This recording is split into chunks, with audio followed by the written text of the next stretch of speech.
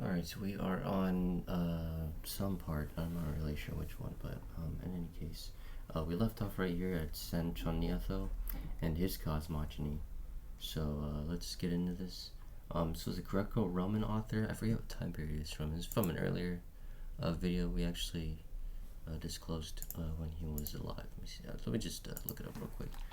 When was Sanchoniatho?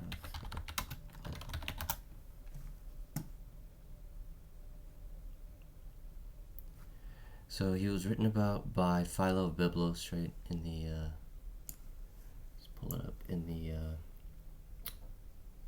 2nd century AD. And he was an author from the Phoenicians to be before the Trojan War. Wow.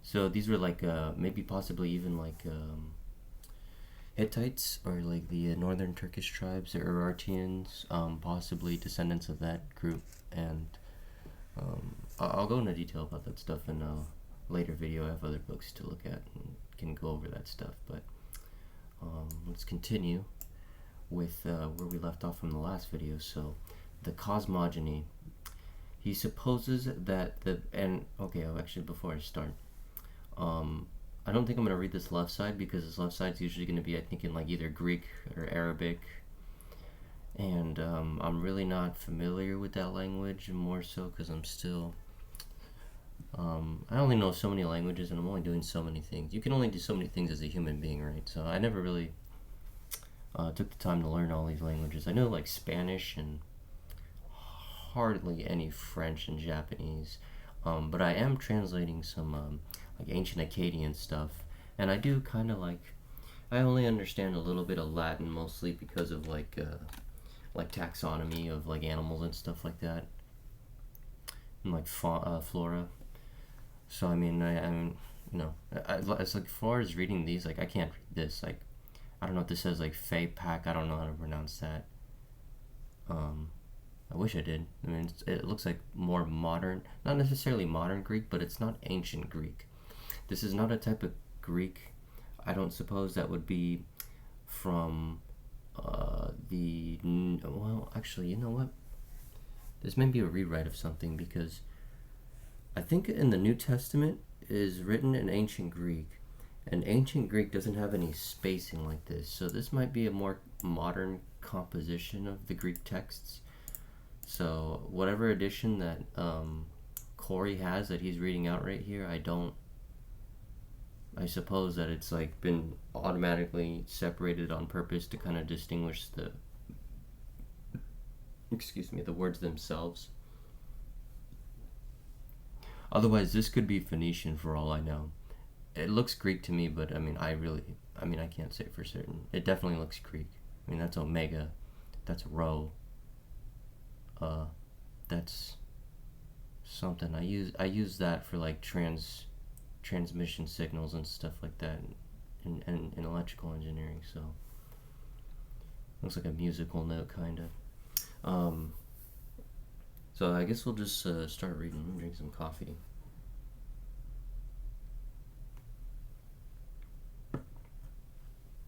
Okay. He supposes that the beginning of all things was a dark and condensed windy air, or a breeze of thick air, and chaos turbid and black as Erebus.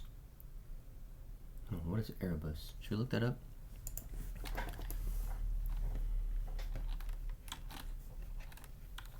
Oh, it also says here, I didn't read that according to Philo of Byblos, right? So he's the early 2nd century AD. So yeah, this is like a, I mean, I don't really know. The New Testament was written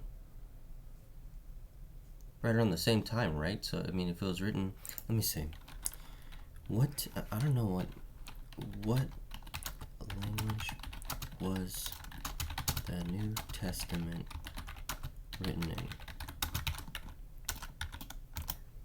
I need to look this up actually real quick. So Sanchoniatho was apparently like living, according to Philo, during the time of Semiramis, which was an Assyrian queen. Really, really interesting. So I asked this question: what language was the New Testament written in? It was in Greek. yeah, they spoke Aramaic in those times. The New Testament was written. Okay, so this. Let's see here. So Philos wrote in a different form of the Greek written in the New Testament. Let's see. That's correct. Who lived in the early 2nd centuries AD, wrote in a form of Greek that would have been different from the Koine Greek used in the New Testament. Common international language of the Eastern Mediterranean world during the Hellenistic and Roman periods. Largely on Attic Greek, but his specific style, and they both fall within the broader Koine Greek period. The language evolved over time. Philo's writing slightly later than the New Testament. Okay, interesting. His primary work, Phoenician history, which is I think maybe what we're reading, maybe not. I think we're reading just cosmogony, aimed to present and interpret ancient Phoenician traditions to a Greek-speaking audience. Okay, yeah. This likely influenced his word choices, the way he structured his sentences. Yeah, because I think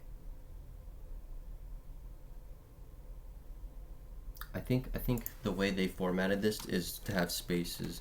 Did both original texts use the Greek that did not contain spaces between words? Because I remember my pastor like showing me this. Yep. Okay.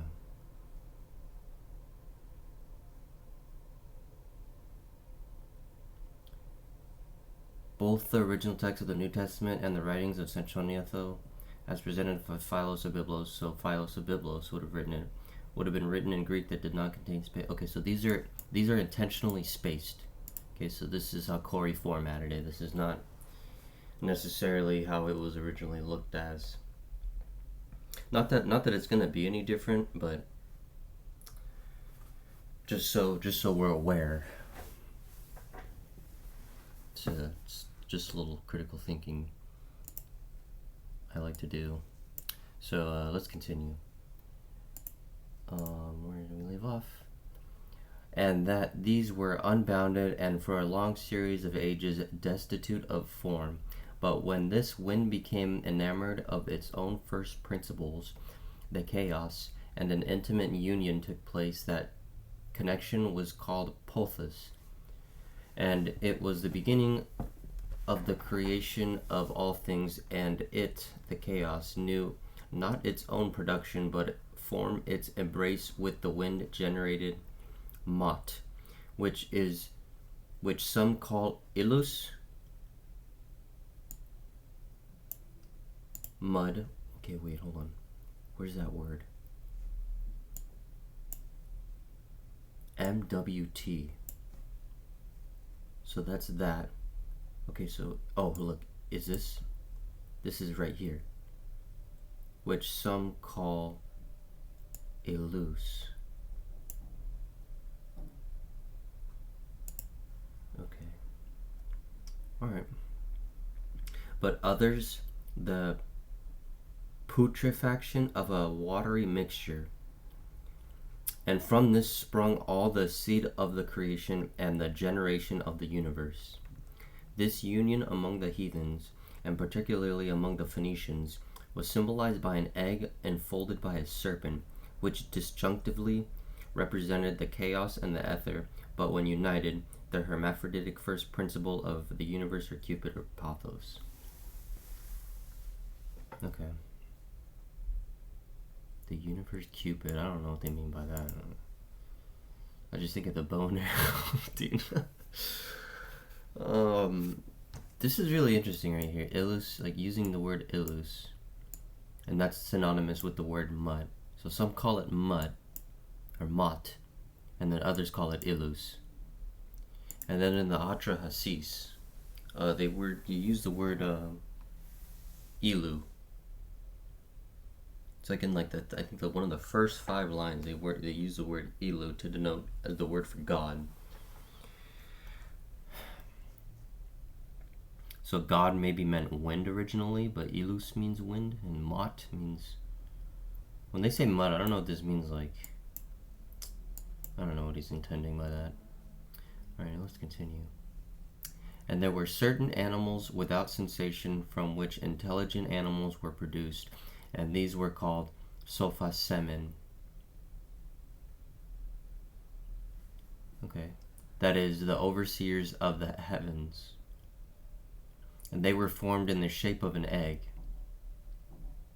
And from Mot shone forth the sun and the moon, the less and the greater stars. And when the air began to send forth light by its fiery influence on the sea and earth, winds were produced, and clouds, and very great defluxions and torrents of heavenly waters. And when they were thus separated and carried out their proper places by heat of the sun, and all met again in the air, and were dashed against each other, thunder and lightnings were the result, and the sound of the thunder, the before mentioned intelligent animals were aroused and startled by the noise, and moved upon the earth and in the sea, male and female. After this, our author proceeds to say, these things were found written in the cosmogony of Taotus, and in his commentaries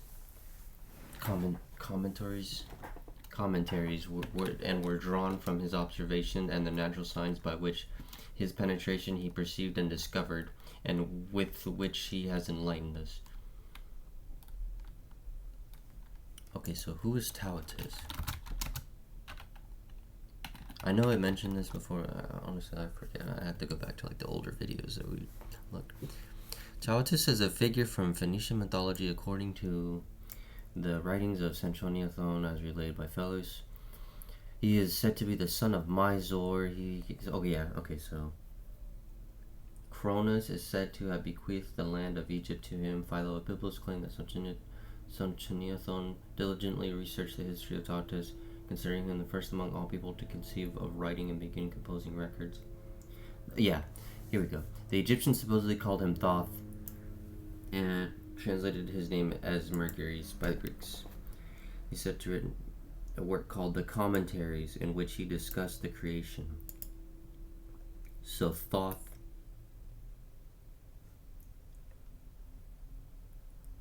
Okay, so he took this from the Middle Eastern lands, and they call him Taotus. But this is a Greek translation because of the U.S. Surely because of the U.S., this is a Greek rendition of that god's name. So it would just be Tot.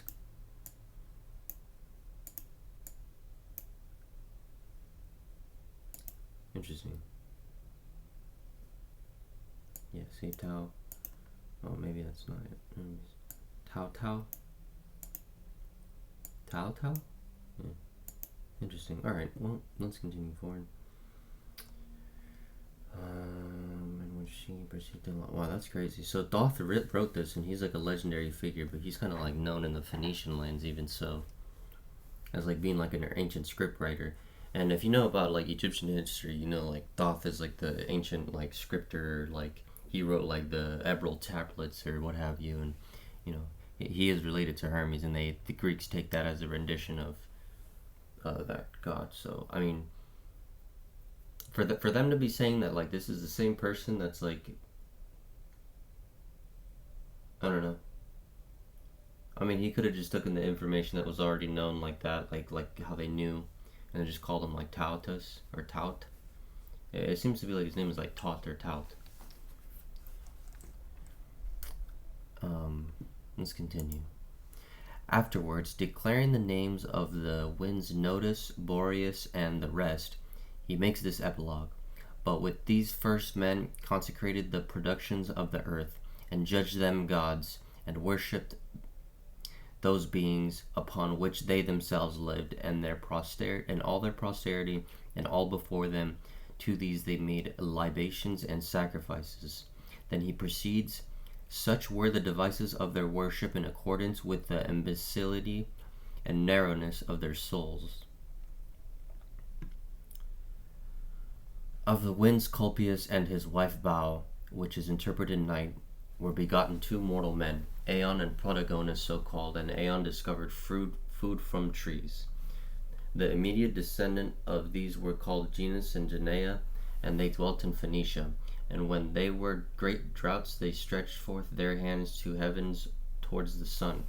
For them they supposed to be God, the only Lord of heaven, calling him Beel Samin, which in the Phoenician dialect signifies Lord of heaven, but among the Greeks is equivalent to Zeus.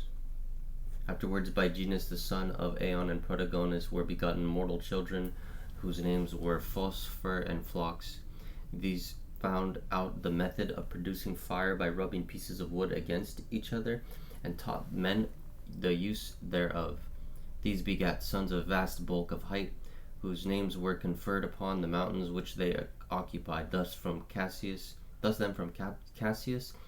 Labenus, and Antilebenus, and Brathu received their names. Okay, so hold on, let me slow this down here.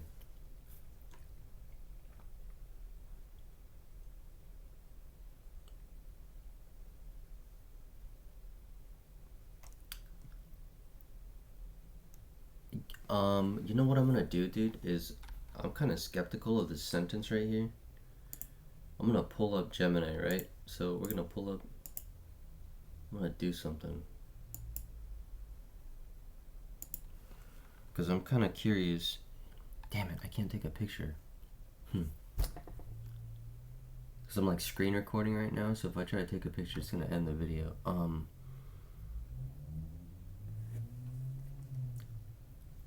So this is, let me line this up. So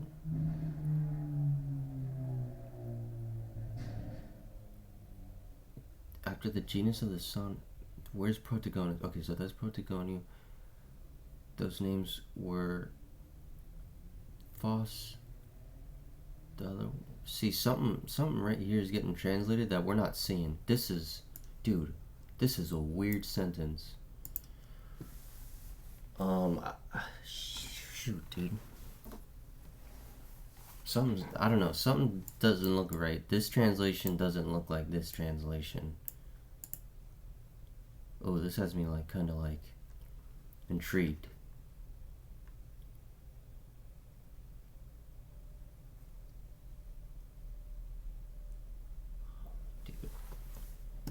Like, this just sounds weird. These found out the method of producing fire by rubbing pieces of wood against each other and taught men the use thereof. Something like that doesn't seem like it translated to this. This doesn't look like that. I'm just going to point that out. Because the way this, whose names were Phosphor and Phlox, like, I'm seeing this, and then something right here doesn't look like this. This doesn't seem like rubbing pieces of wood against each other. Oh, dude, that is weird. I'm gonna look that up. Oh, I wish I could do that right now. But I can't translate these. Well, you know what? Okay. I don't know if I can Command C while I'm like screen recording. Let me try that. I'm gonna try to see if I can Command C this. I don't know if it'll let me. Let me see. What does this say? Let's see if it gets the words.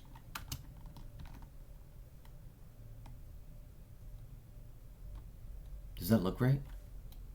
No, that don't look right. That doesn't look like Greek. Dude. Let me see if I can get another translation. Sanchoniathos cosmogony.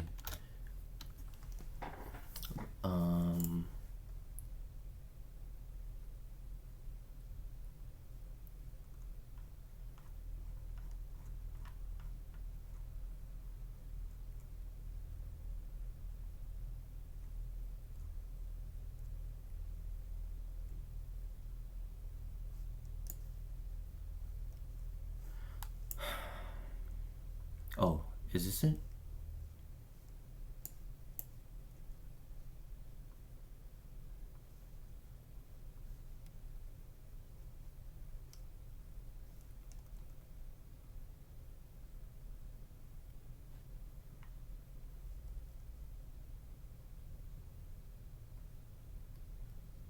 where's this? Okay, so okay, there's Belshim, which in the Phoenician dialect signifies Lord of Heaven. The supreme God, he produced Adam and the race of men. No, there's something.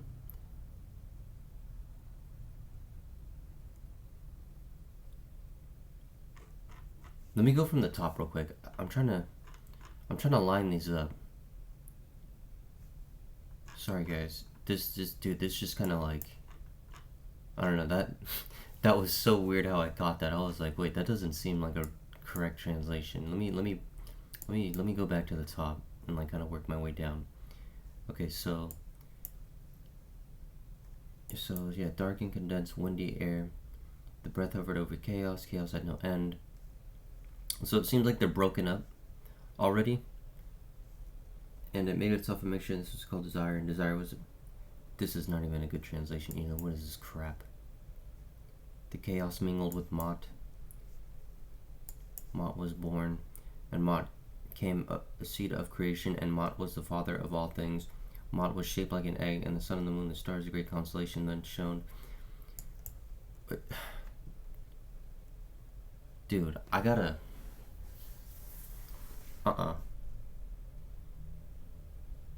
Dude, this is throwing me off, man. I'm not getting...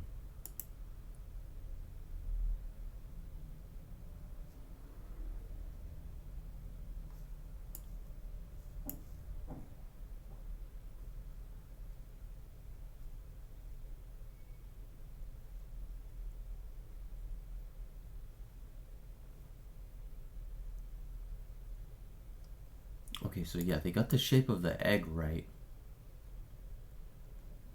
But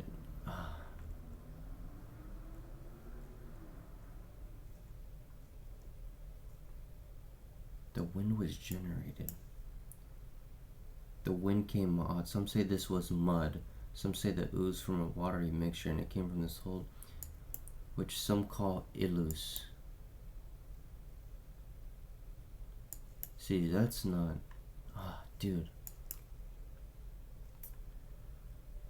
Now I kind of want to translate these myself because I feel like something's not right here. Where's the next one? Let me see if I can get the next cosmogony.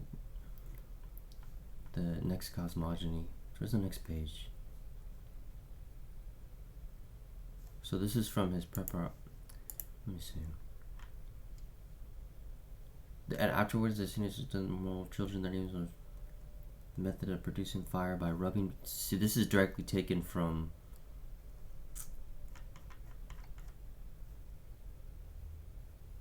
ancient fragments. This is a direct translation from ancient fragments. So this is not going to help me. Yeah. That's...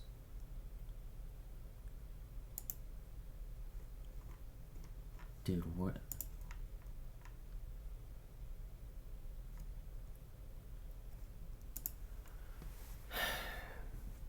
I might end this video early or something and just kind of look at this later, but I mean, I guess we can continue, but now it just kind of seems like I just caught something. Like maybe, I don't know, something. For some reason, they just want to replace the word with mud. They just call this word mud. I feel like that's not right. And then down here, where did we see?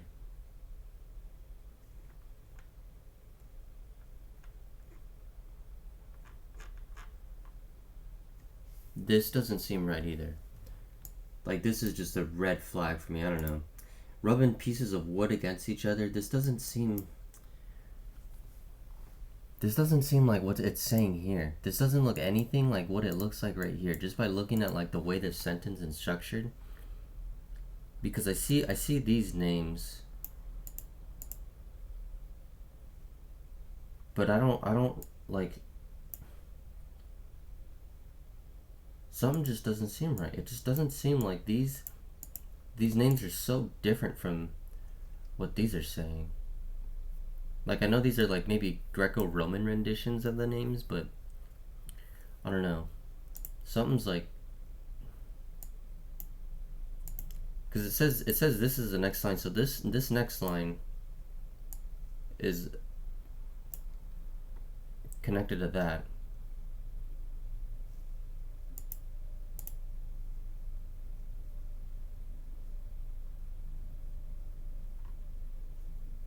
So nai, okay, so we have nai to, and then this name.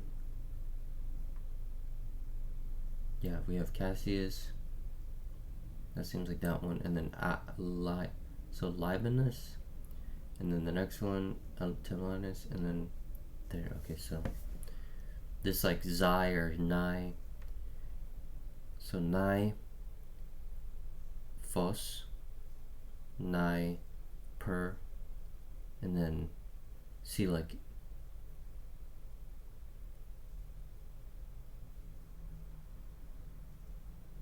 something's just not clicking in my head.